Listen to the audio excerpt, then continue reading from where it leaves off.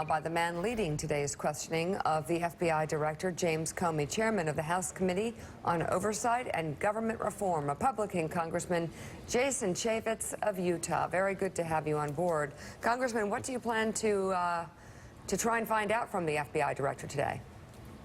Thanks for having me on, and good morning.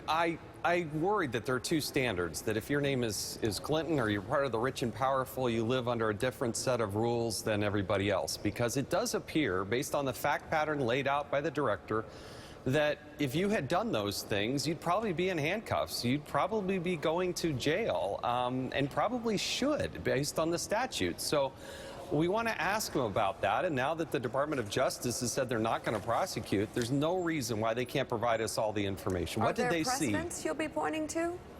I do think there are precedents. We talked about Director Deutsch. I heard you in the tease going out to the last commercial break. That is certainly a precedent. This is a former CIA director who plugged his laptop essentially into the internet, was going to be prosecuted, and then President Clinton pardoned him. But the Department of Justice was pursuing this. There are other cases as well. Yeah, and they pursued it, and he actually agreed to a plea agreement on a misdemeanor. Yeah. Now they were going to charge him on. Look, we're talking about classified information, and it wasn't one innocent mistake. This was something that went on for years. It put people's lives in jeopardy. We don't know definitively whether or not it was hacked, but the FBI director is getting as close to that line, saying she put people's lives at risk unnecessarily. I recently went overseas, and the State Department pled with me, told me I can't bring any electronic communication, right. And yet the secretary goes and uses their own personal email. How did that happen? Everything from the server in Chappaqua to these missing emails that'll never be found again. Do you all see what he didn't, which was a willfulness? Is that the correct way of putting it? I mean, well, look. You look at the fact pattern laid out by the FBI director, and then you get to the point where he comes to a conclusion there's no consequence. They're not going to present that to the actual prosecutors.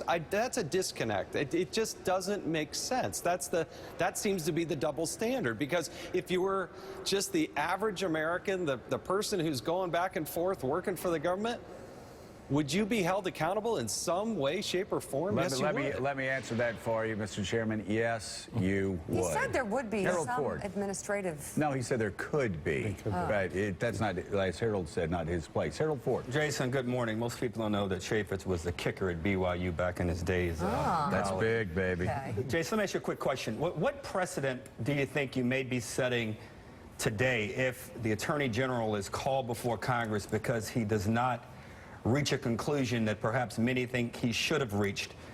Is this a good precedent, bad precedent going forward for Congress to ask the FBI director to come in and explain why he did not recommend an indictment?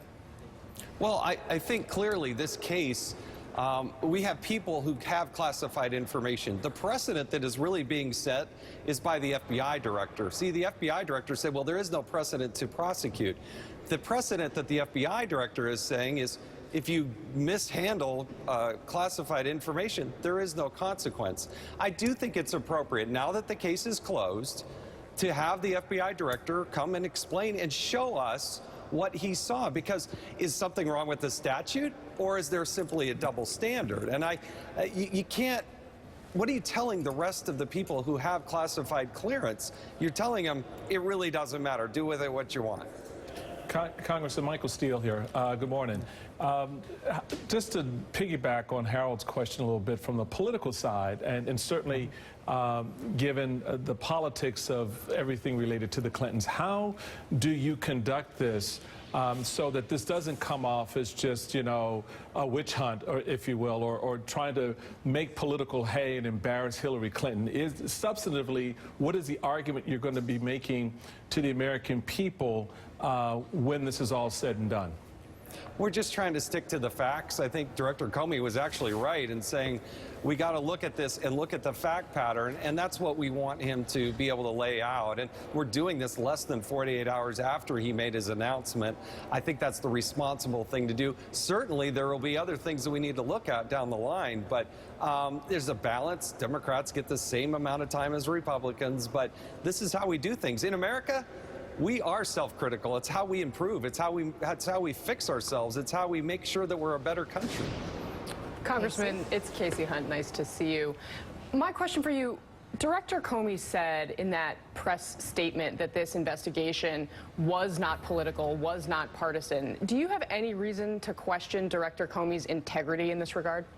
No, he's a man of great integrity. That's why it's mystifying to a person like myself when he laid out the case and all the times that that Hillary Clinton lied, all the times that Mrs. Clinton provided false information, not only in public but also under oath. How is it that you go through that whole thing? I retweeted what MSNBC put together, what you put together on this show, showing the contrast between what he said and what she said. And then how do you come to the conclusion that, well, no, that nothing, there's no consequence? It makes no sense to me. Well, we'll see what happens today. Representative Jason Chaffetz, thank you so much. Thank you. Thank you. We have much more Morning Joe still ahead. And before we go to break, we want to mention that the second installment of NBC's digital feature, The United States of Trump, is launching today. It includes some 30 years of archival video, all exclusive to NBC. One of the big takeaways, Donald Trump has been flirting with the White House for decades, and his message has basically stayed the same. And you can see it all at NBCnews.com/Trump.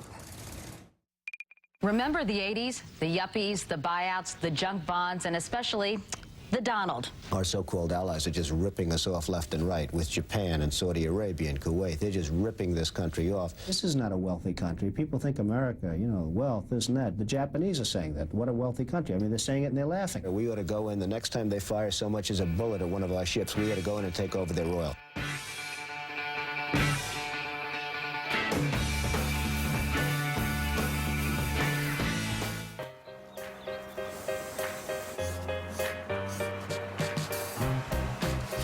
Using 60,000 points for my Chase Ink card, I bought all the fruit, veggies, and herbs needed to create a pop-up pick-your-own juice bar